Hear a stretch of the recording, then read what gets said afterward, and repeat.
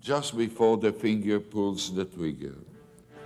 In that terrible quiet of that moment, there is time still to wonder, is there no other choice? General Rabin, were you surprised that the Egyptians were so ill-prepared? I didn't expect them to show themselves in such a poor appearance. Recibió toda la responsabilidad de la supervivencia del Estado de Israel sobre sus propios hombros.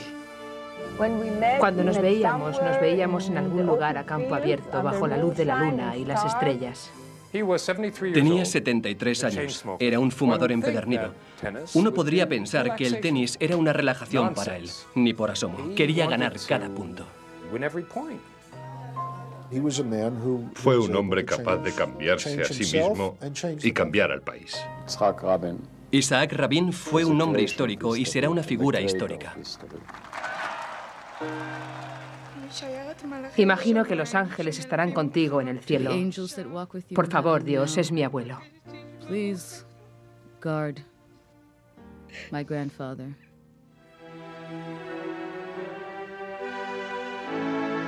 Isaac Rabin, soldado de la paz.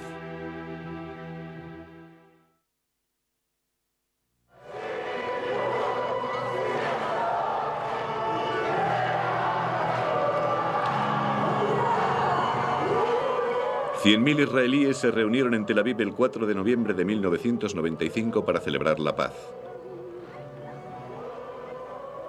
Era una ocasión alegre para el primer ministro Isaac Rabin, que acababa de firmar un acuerdo por el que Israel se retiraría de la ribera occidental. El habitualmente taciturno Rabin se unió a los cánticos.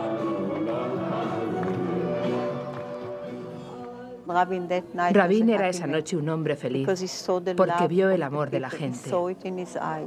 Lo vimos en sus ojos. Fue un momento maravilloso para él.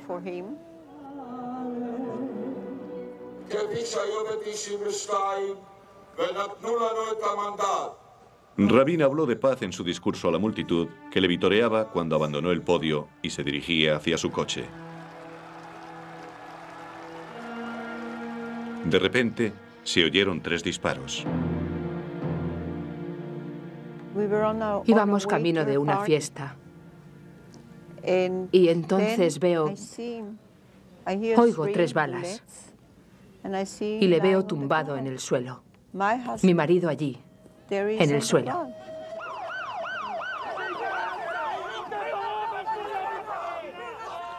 Rabin fue ingresado en el hospital Ishilov, donde los esfuerzos por revivirle fracasaron. 90 minutos después del tiroteo, la noticia se transmitió en el mundo entero. El primer ministro israelí había sido asesinado. Un conmocionado presidente Clinton habló desde la Casa Blanca minutos después. Yitzhak Rabin was my partner and my friend. I admired him, and I loved him very much. Because words cannot express my true feelings, let me just say, Shalom, Haver. Goodbye, friend.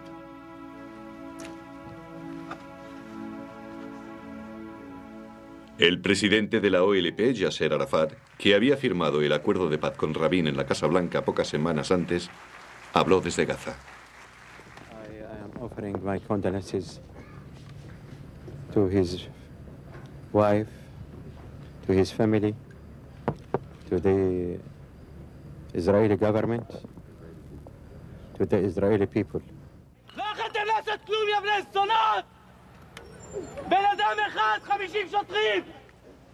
Los israelíes, que se habían reunido en la Plaza de los Reyes de Israel para celebrar la paz, permanecieron en el lugar de la muerte de su líder, unidos ahora por la angustia y las lamentaciones. El asesino fue detenido instantes después del tiroteo. Era Yigal Amir, de 25 años de edad, un estudiante de Derecho descrito como un extremista del ala derecha opuesto al proceso de paz. He actuado solo, dijo, y bajo las órdenes de Dios. Líderes de 40 países viajaron a Jerusalén a presentarle sus últimos respetos. El funeral comenzó con las lamentaciones de sirenas por todo Israel, que pusieron a todo el país en pie.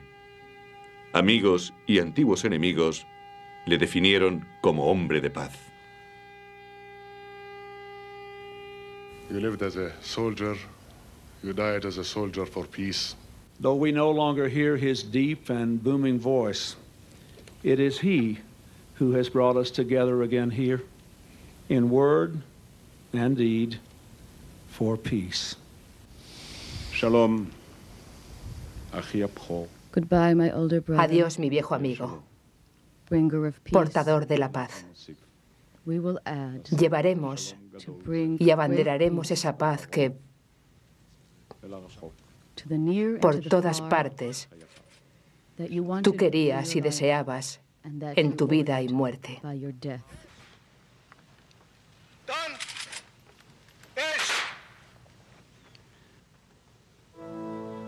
La vida de Isaac Rabin se asemeja a la propia historia de Israel. Nació en Jerusalén el 1 de mayo de 1922, el año que la Liga de Naciones le dio a Inglaterra la orden de dirigir Palestina. Fue el primer paso hacia la creación de un Estado judío. Sus padres fueron pioneros en este esfuerzo. El padre de Rabin, Nehemías, había escapado de la Rusia zarista y vivió en los Estados Unidos antes de ir a Palestina. Su madre, Rosa Cohen, también vino de Rusia. Era activista del movimiento sionista y muy apreciada en el Yishuv, la comunidad judía de Palestina. No había causa en los años 20 que ella no apoyara en la estructura socialista de levantamiento, intentando crear una tierra y una comunidad judía.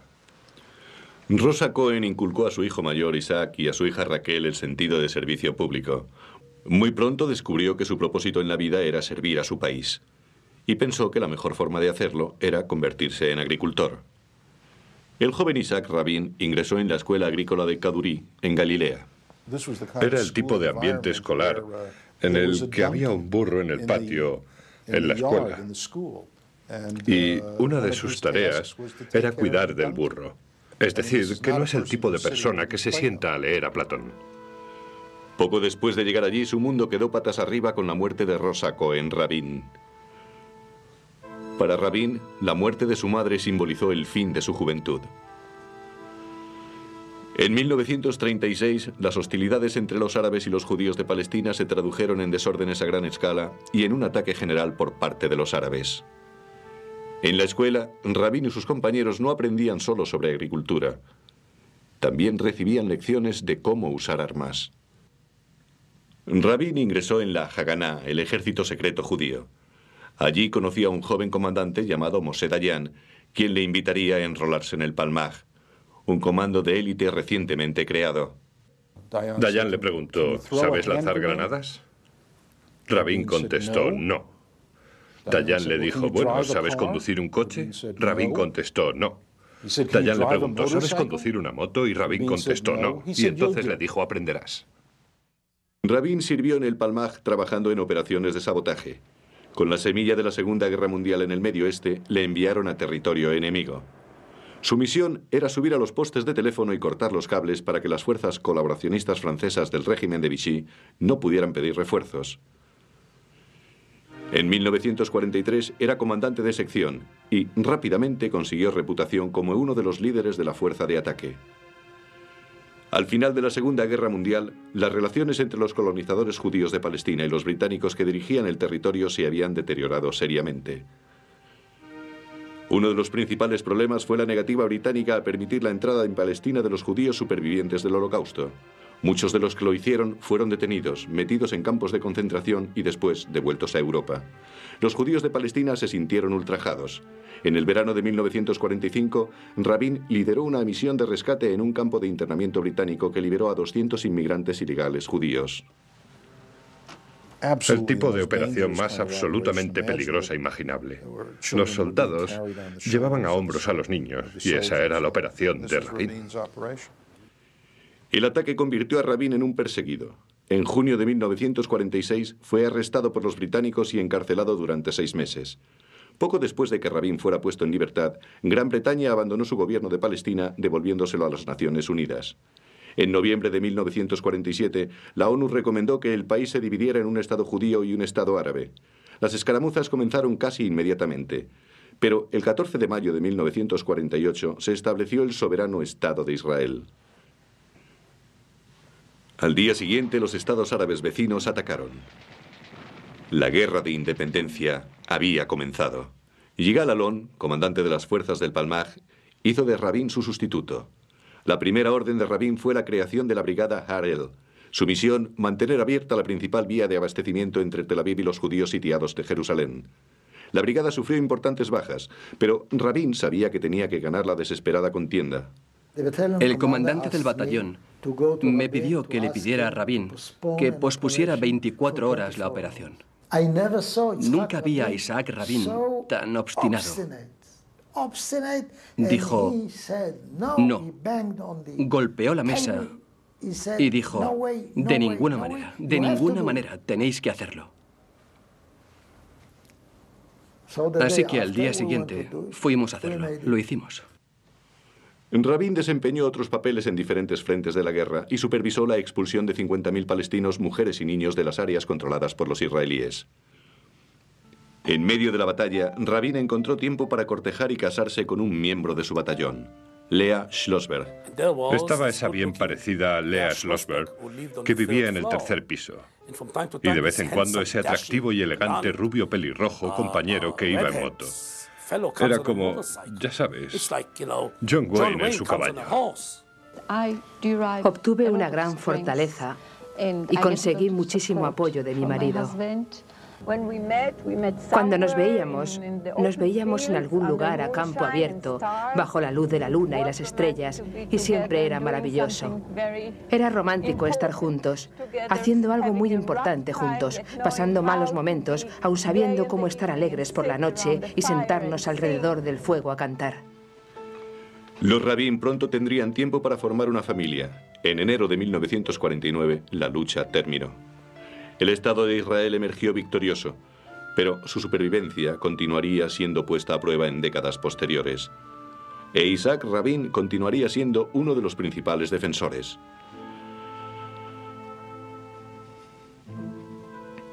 Cuando en 1949 comenzaron las conversaciones de paz entre Israel y Egipto, Isaac Rabin era miembro de la delegación israelí, pero lo fue de forma reticente.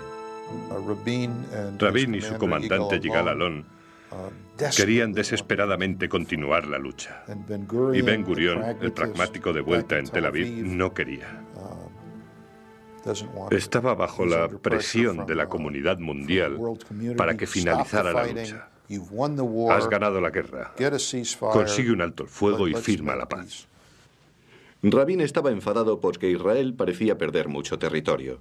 Tan enfadado que abandonó las conversaciones de paz antes de que se firmara el documento de armisticio.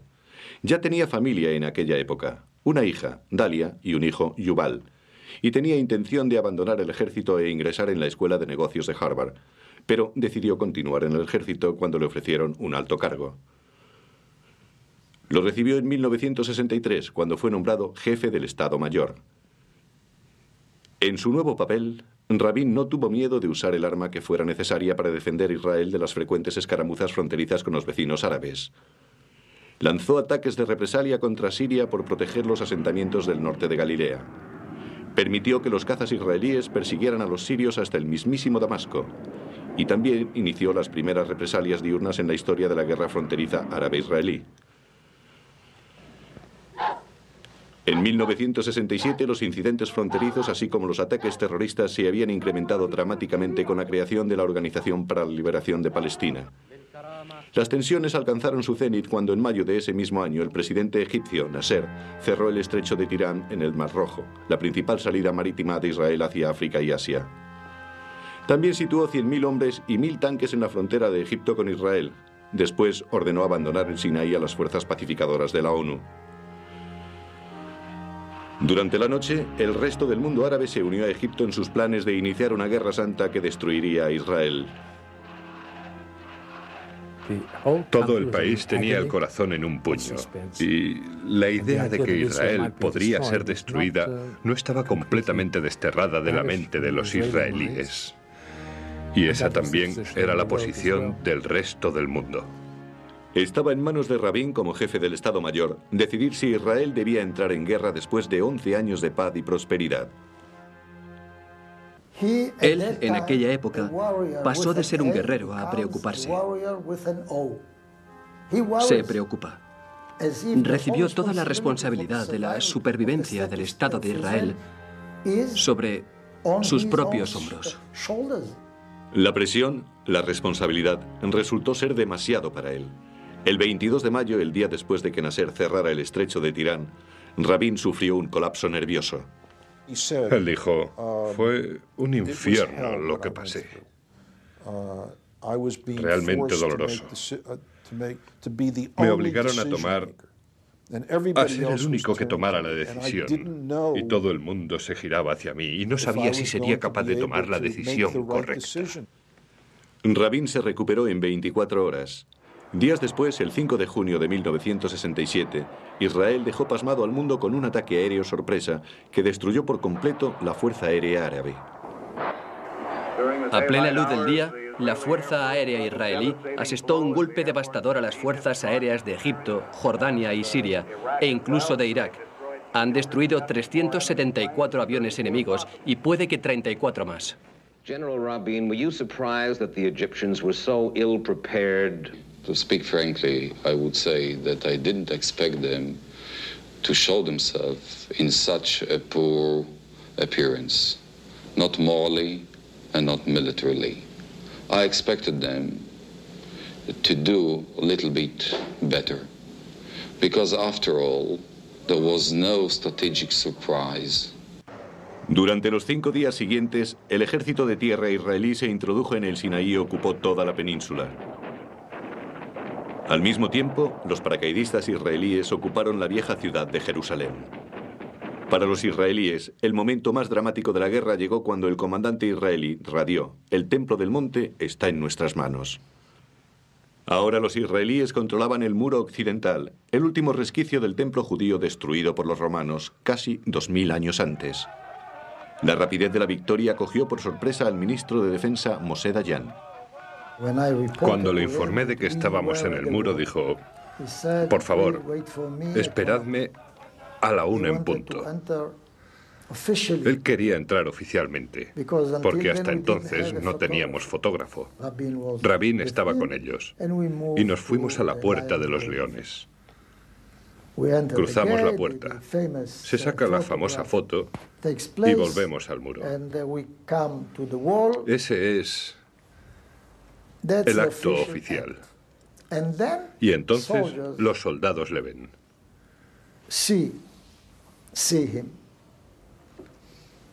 Y empiezan, ya sabes, a reunirse a su alrededor, a abrazarle.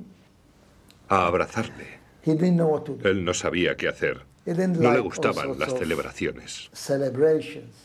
La planificación estratégica de Rabin permitió a Israel arrebatarle a Jordania la ribera occidental y el Jerusalén oriental, a Egipto la franja de Gaza y los altos del Golán a Siria.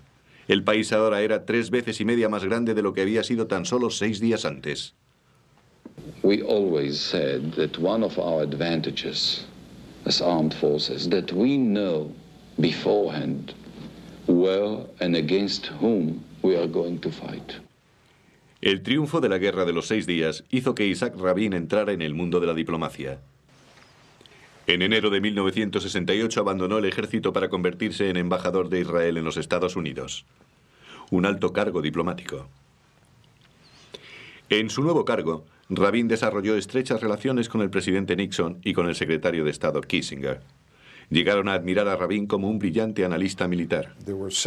Y había largos periodos en los que Rabin era literalmente una presencia casi diaria en la Casa Blanca, a donde iba a discutir con los líderes, creando un lazo de unión entre América e Israel. El embajador Rabin se convirtió en un experto en obtener sofisticado equipamiento militar a través de sus estrechos vínculos con Nixon y Kissinger. Rabin desarrolló un verdadero afecto por Nixon. E incluso después de que Nixon fuera destituido del cargo y cayera en cierta desgracia, Rabin nunca fue a los Estados Unidos sin llamar a Nixon y tener una larga charla con él. Rabin estaba listo para entrar en política por su cuenta en 1973. Ese año regresó a casa para ocupar un escaño en el Knesset, el Parlamento israelí, como miembro del Partido Laborista. Las elecciones se programaron para el 31 de octubre.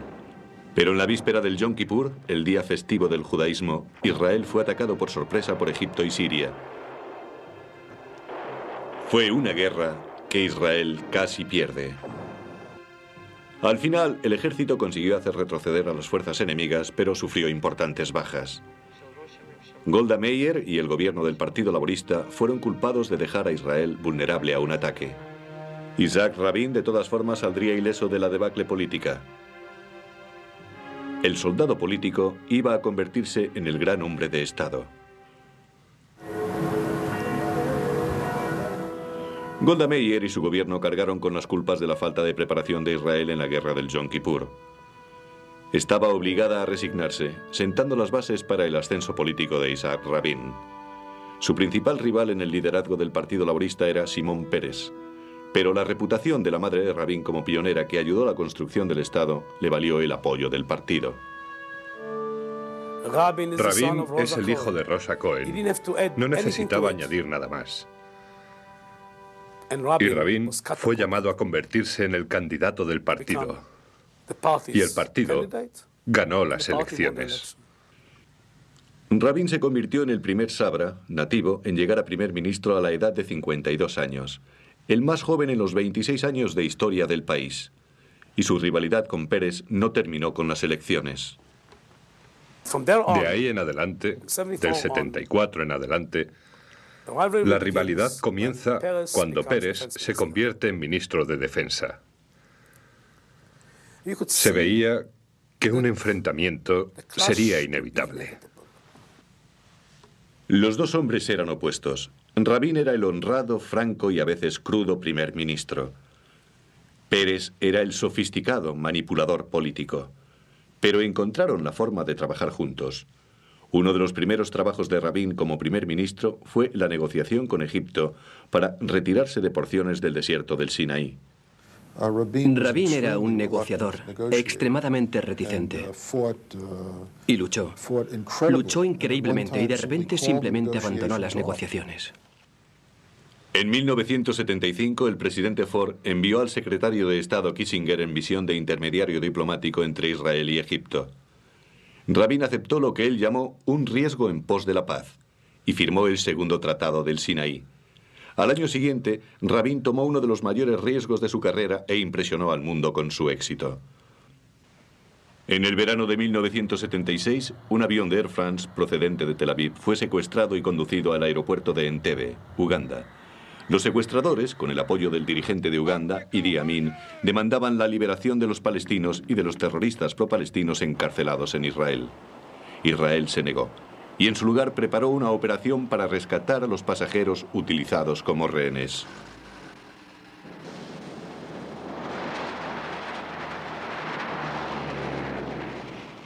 Finalmente, Rabin dijo, oíd, el tiempo se agota y toda esa gente va a morir. Y si mis comandantes dicen que pueden hacerlo, que tienen una oportunidad, intentémoslo. En un ataque relámpago que sorprendió al mundo, los comandos israelíes se abalanzaron sobre el aeropuerto de Entebbe rescatando a 103 de los rehenes. Solo 3 murieron durante el rescate y los israelíes solo perdieron a un soldado. Fue un impresionante suceso que otorgó un nuevo respeto al ejército israelí y al coraje de Rabin por autorizar el ataque. Estaba eufórico, estaba aliviado, es decir, bastante aliviado y gratamente sorprendido de que todo hubiera ido tan bien como fue. A pesar de todo, menos de un año después, Rabin se vio envuelto en un escándalo político que parecía ser el final de su vida pública. En 1977 se descubrió que la mujer de Rabin, Lea, tenía una cuenta abierta en un banco de Washington, violando las estrictas leyes financieras de Israel. Rabin renunció. Estaba alterado porque la situación le había obligado a dejar el cargo. Y si estuvo o no enfadado con su esposa, nunca lo sabremos. Los Rabin pagaron por su delito, pero irónicamente esas leyes financieras que violó Lea Rabin fueron derogadas pocos meses después. Los israelíes aprobaron la honrada dimisión de Rabin. Él fue directo. A los israelíes les gusta eso, les gusta la gente que admite sus errores si los cometen y los confiesan. Aún así, el escándalo y la resignación enviaron a Rabin al exilio político en 1977, un exilio del que muchos pensaron que nunca regresaría. Durante 7 años, Rabin estuvo relegado a la última fila del Knesset. Publicó sus memorias en 1979 y fue ansiosamente buscado por los periodistas gracias a su perspicacia política. Pero mayormente, Rabin estaba bastante aburrido. En 1984, el país había olvidado el escándalo financiero. Cuando se formó un gobierno de coalición entre los partidos laborista y Likud, Rabin fue nombrado ministro de Defensa. Estaba de nuevo en el poder con el apoyo de la izquierda y de la derecha. Una de las primeras iniciativas de Rabin fue la retirada del Líbano de las tropas israelíes. Él había apoyado en 1982 la invasión israelí, pero había llegado a creer que la ambición israelí de organizar un gobierno amistoso en Beirut era inalcanzable. Israel has nothing to win in substantive way that justifies the painful cost of war and the financial cost of war. Not in the territorial field, not in the political sense, not in the military sense. Israel completó su retirada del Líbano en 1985. Pero Rabin pronto se enfrentaría a una crisis mucho más seria y controvertida y mucho más cerca de casa.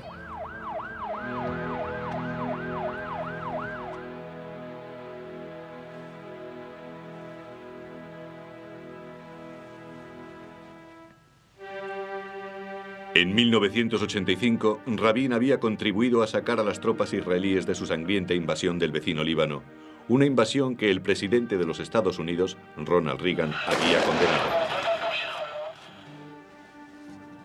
Pero en diciembre de 1987, Rabin se enfrentaba a un problema más importante en las ocupadas Ribera Oriental y Franja de Gaza. Los palestinos lanzaron un levantamiento espontáneo contra la ocupación que fue conocido como la Intifada. Rabin adoptó una dura postura contra los rebeldes. Violence and terror, they'll achieve nothing but more suffering to themselves. Frecuentemente le acusaban de haber dicho, rompedles los huesos, y Rabin me dijo que él nunca había dicho eso. Rabin creía que en esta parte del mundo la fuerza era el único lenguaje que se entendía. Tenía que acabar con la revuelta, y acabó con ella. Intentó que el ejército israelí acabara con ella utilizando métodos muy brutales. Los levantamientos palestinos continuaron a pesar de la política de mano dura de Rabin contra la que estaban incluso sus propios soldados. Salió y les habló a los soldados, y los soldados fueron tan francos como él, y le dijeron, señor ministro de Defensa, no está funcionando. ¿Por qué nos está convirtiendo en una fuerza policial? ¿Por qué tenemos que golpear a los palestinos? Rabin era respetado por el ala derecha por luchar contra la intifada con semejante fuerza, pero fue precisamente este hecho el que le dio credibilidad ante los israelíes cuando decidió, más adelante, que había llegado la hora de cambiar de tercio.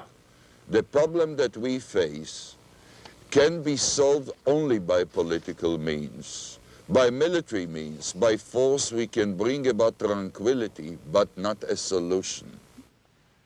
La actitud de Rabin precedió a la caída del gobierno de coalición laborista Likud en enero de 1990. Rabin y los laboristas estaban fuera del poder. La intifada se vio pronto ensombrecida por la guerra del Golfo. En enero de 1991, Irak lanzó misiles Scud sobre Tel Aviv. Los misiles causaron daños, pero pocas bajas. Cuando la guerra terminó, el gobierno americano presionó por la paz en Oriente Medio.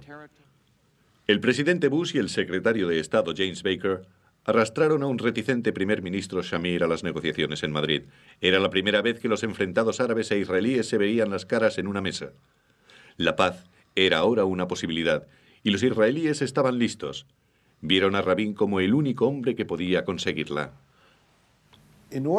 Con el objetivo de sellar la paz con los árabes, una figura tenía que ser capaz de unir a la izquierda y a la derecha política. Y ninguna otra personalidad de la época estaba en disposición de hacerlo. Solo Rabin. Rabin se convirtió en primer ministro por segunda vez en junio de 1992, en una campaña destinada a sacar adelante el proceso de paz. Incluso se dijo que estaba dispuesto a intercambiar tierras por paz. Bajo el liderazgo de Rabin, los israelíes rompieron un tabú y se reunieron secretamente con los líderes de la OLP en Oslo, Noruega. El 13 de septiembre de 1993, bajo la atenta mirada del presidente Clinton, el mundo vio una impresionante imagen. Los líderes israelíes y los de la OLP firmando el acuerdo que garantizaba a los palestinos el autogobierno de la Franja de Gaza y la ciudad de la ribera occidental de Jericó. Fue un momento difícil para Rabin y titubeó cuando llegó el momento de darle la mano al hombre que había sido su principal enemigo durante décadas.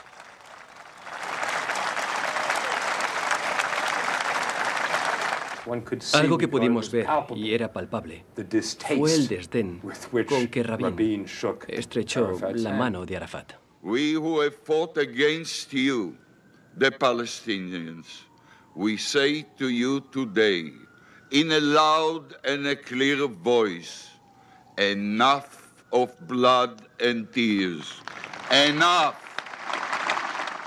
El objetivo de Rabin en el proceso de paz fue mantener a Israel para siempre a salvo de sus enemigos. Y la paz con los palestinos era la llave hacia ese objetivo. Así que Rabin no tuvo ningún problema en cumplir su promesa electoral de ceder territorio, si era necesario, para crear un Israel seguro. La tierra no era sagrada para él. La tierra era estratégica para él. Seguridad, una fuente militar de operaciones. Ni tierra de Dios, ni tierra judía, ni tierra prometida, ni nada de esa especie de teología retorcida. Pero los extremistas religiosos del ala derecha de Israel se opusieron de forma vehemente a entregar una tierra que creían donada por Dios. Rabin era un traidor, decían, e iniciaron una violenta campaña de protestas que llegó a su cénit el 25 de febrero de 1994. Ese día, Baruch Goldstein, un fanático extremista antiárabe, abrió fuego dentro de la mezquita de Ibrahim, en Hebrón, matando a 29 fieles árabes. La masacre provocó revueltas por toda la ribera occidental y Gaza, y esos actos se tornaron en violentas represalias por parte de los árabes. Pero, a pesar de los continuos ataques terroristas, el proceso de paz continuó. No obstante, Rabin encontró tiempo para jugar regularmente un partido de tenis los sábados. Era realmente extraordinario. Rabin en la cancha de tenis tenía 73 años. Era un fumador empedernido, todo lo contrario a lo que los californianos consideran un adicto a la salud. Uno podría pensar que el tenis era una relajación para él. Ni por asomo. Quería ganar cada punto. Rabin no encontró oposición alguna dentro de Israel cuando firmó el tratado de paz con el rey Hussein de Jordania en octubre de 1994. Y 2 meses después, los esfuerzos de Rabin en su larga búsqueda por una paz duradera se vieron recompensados cuando compartió el Premio Nobel de la Paz de 1994 con su compatriota Simón Peres y el jefe de la OLP, Yasser Arafat. El viejo soldado que había ganado 3 guerras para Israel estaba ganando su primera guerra por la paz. Pero era una batalla que finalmente le quitaría la vida.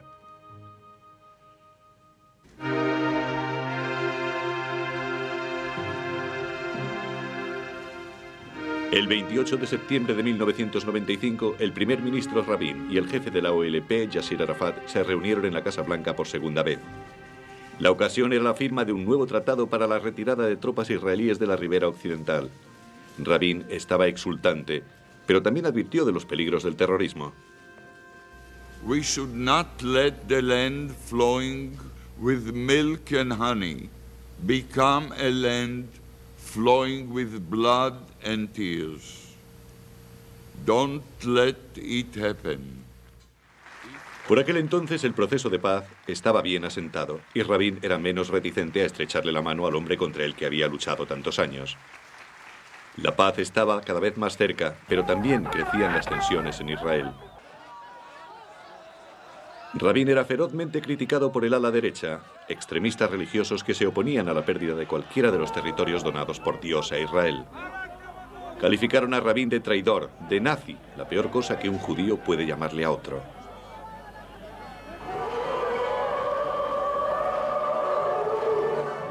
En respuesta a la continua oleada de críticas, el 4 de noviembre de 1995 se llevó a cabo un mitin a favor de la paz para celebrar el éxito del continuado proceso de paz. En una actitud contraria a la habitual, Rabin se unió a la canción de la paz.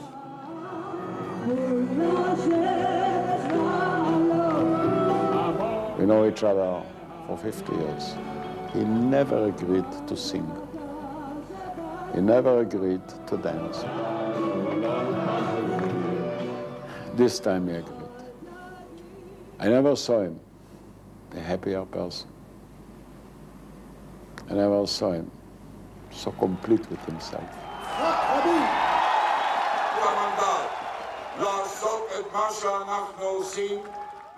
Posteriormente, hablando en yiddish, Rabin recordó sus años como militar que impulsó la guerra y después habló de su esperanza de paz. La multitud aplaudía a Rabin mientras éste se dirigía a su coche. De repente se oyeron 3 disparos y Rabin cayó, herido. Murió en un hospital cercano. El asesino fue arrestado en el acto. No era un terrorista árabe quien asesinó a Isaac Rabin, sino un compañero judío, un fanático de 25 años opuesto al proceso de paz llamado Yigal Amir. Le dijo a la policía que no tenía remordimientos por lo que había hecho. Los israelíes quedaron destrozados. Nunca antes un líder político israelí había sido asesinado. Y donde minutos antes había habido celebraciones por la paz, solo había angustia. Al tiempo que la trágica noticia impactó al mundo, un visiblemente conmocionado presidente Clinton recordó al mundo la reciente petición de paz de Rabin. I want the world to remember what Prime Minister Rabin said here at the White House barely 1 month ago. And I quote, "We should not let the land flowing with milk and honey become a land flowing with blood and tears. Don't let it happen." El cuerpo de Rabin permaneció en el Neset al tiempo que 1 millón de israelíes, la cuarta parte de la población, fue a darle su último adiós. Le brindaron una triste despedida al hombre que construyó su país. Lo había defendido en la guerra y lo había guiado hacia la paz. Líderes de todo el mundo fueron al funeral en Jerusalén. El presidente egipcio Mubarak en su primera visita a Israel, el rey Hussein de Jordania en su primera visita a Jerusalén desde su niñez, el príncipe Carlos, Helmut Kohl de Alemania, el presidente Clinton.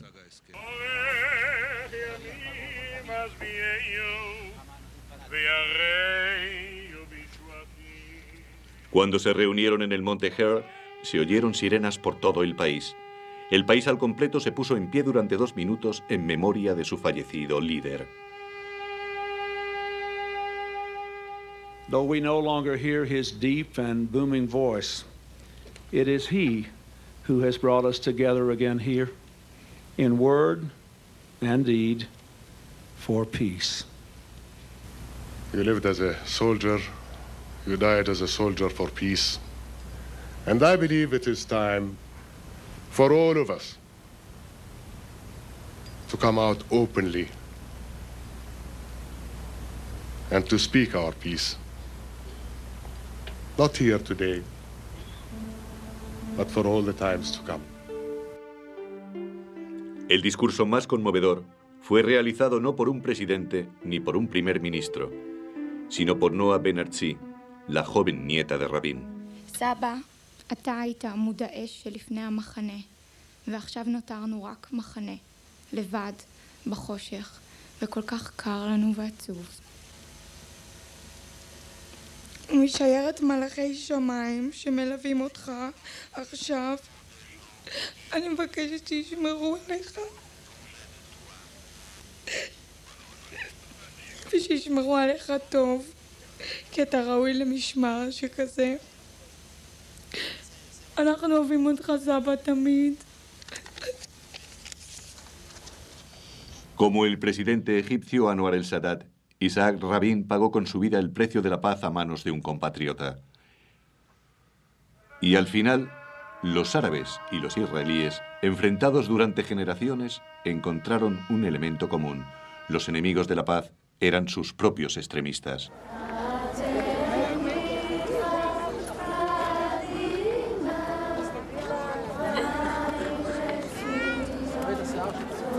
If all the partners to the peacemaking do not unite against the evil angels of death by terrorism, all that will remain are color snapshots, empty mementos. Rivers of hatred will overflow again and swamp the Middle East. Él era Israel. Él era ese hombre brusco y tozudo que quiso crear aquí una nación que sería una nación muy especial. Le recuerdo por su decencia y por su desprecio a los políticos y por su tremendo coraje. Fue un hombre capaz de cambiarse a sí mismo y cambiar al país. El verdadero legado de Rabin fue lo que ocurrió en los últimos 2 o 3 años de su vida, con todo respeto a la guerra de los 6 días, pero su gran momento llegó con el proceso de paz. Because words cannot express my true feelings, let me just say, Shalom, Haver. Goodbye, friend.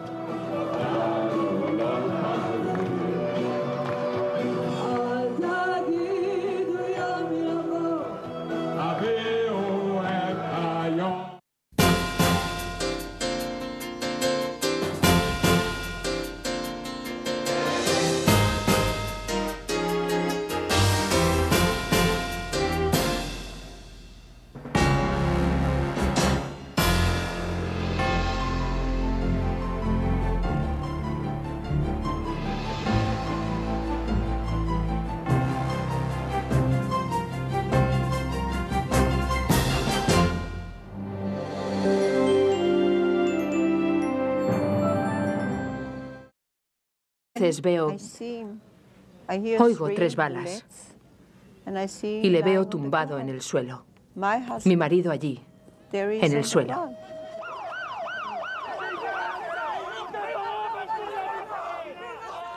Rabin fue ingresado en el hospital Ishilov, donde los esfuerzos por revivirle fracasaron. 90 minutos después del tiroteo, la noticia se transmitió en el mundo entero. El primer ministro israelí había sido asesinado. Un conmocionado presidente Clinton habló desde la Casa Blanca minutos después. Yitzhak Rabin was my partner and my friend. I admired him, and I loved him very much.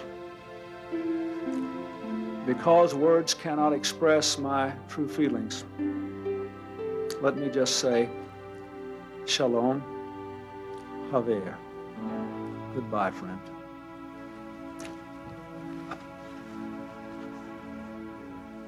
El presidente de la OLP, Yasser Arafat, que había firmado el acuerdo de paz con Rabin en la Casa Blanca pocas semanas antes, habló desde Gaza.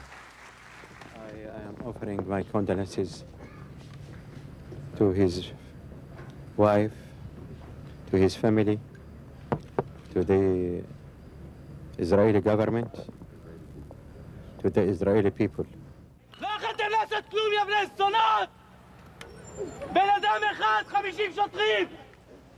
Los israelíes, que se habían reunido en la Plaza de los Reyes de Israel para celebrar la paz, permanecieron en el lugar de la muerte de su líder, unidos ahora por la angustia y las lamentaciones. El asesino fue detenido instantes después del tiroteo. Era Yigal Amir, de 25 años de edad, un estudiante de Derecho descrito como un extremista del ala derecha opuesto al proceso de paz. He actuado solo, dijo, y bajo las órdenes de Dios. Líderes de 40 países viajaron a Jerusalén a presentarles sus últimos respetos.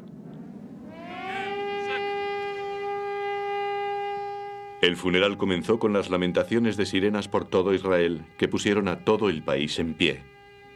Amigos y antiguos enemigos le definieron como hombre de paz. You lived as a soldier, you died as a soldier for peace. Though we no longer hear his deep and booming voice, it is he who has brought us together again here, in word and deed, for peace. Shalom, Achi Abcho. Goodbye, my older brother. Adiós, mi viejo amigo, Bringer of peace. portador de la paz. We will add Llevaremos to bring y abanderaremos esa paz que to the near and por to the todas far partes that you wanted tú querías y in your life deseabas and that en you tu vida y earned muerte. by your death.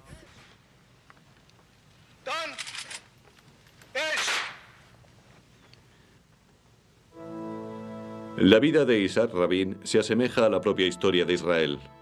Nació en Jerusalén el 1 de mayo de 1922, el año que la Liga de Naciones le dio a Inglaterra la orden de dirigir Palestina. Fue el primer paso hacia la creación de un Estado judío. Sus padres fueron pioneros en este esfuerzo. El padre de Rabin, Nehemías, había escapado de la Rusia zarista y vivió en los Estados Unidos antes de ir a Palestina. Su madre, Rosa Cohen, también vino de Rusia. Era activista del movimiento sionista y muy apreciada en el Yishuv, la comunidad judía de Palestina. No había causa en los años 20 que ella no apoyara en la estructura socialista de levantamiento, intentando crear una tierra y una comunidad judía.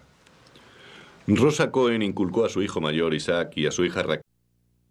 Just before the finger pulls the trigger, in that terrible quiet of that moment, there is time still to wonder, is there no other choice?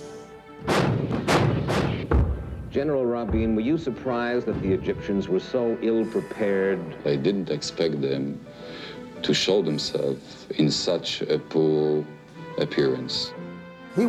Recibió toda la responsabilidad de la supervivencia del Estado de Israel sobre sus propios hombros. Cuando nos veíamos en algún lugar a campo abierto, bajo la luz de la luna y las estrellas. Tenía 73 años. Era un fumador empedernido. Uno podría pensar que el tenis era una relajación para él. Ni por asomo. Quería ganar cada punto. Fue un hombre capaz de cambiarse a sí mismo y cambiar al país. Isaac Rabin fue un hombre histórico y será una figura histórica. Imagino que los ángeles estarán contigo en el cielo.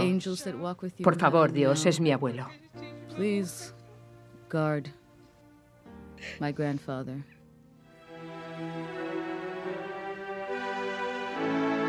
Isaac Rabin, soldado de la paz.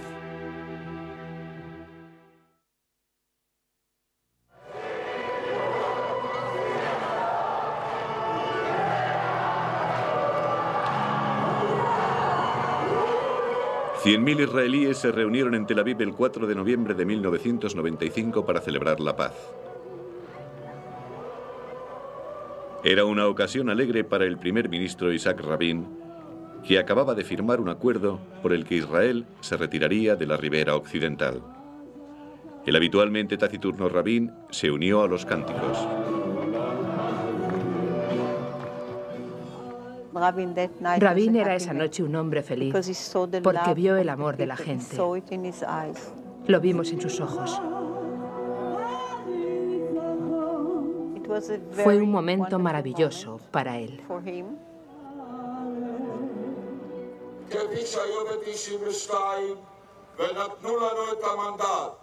Rabin habló de paz en su discurso a la multitud, que le vitoreaba cuando abandonó el podio y se dirigía hacia su coche. De repente, se oyeron 3 disparos. Íbamos camino de una fiesta. Y entonces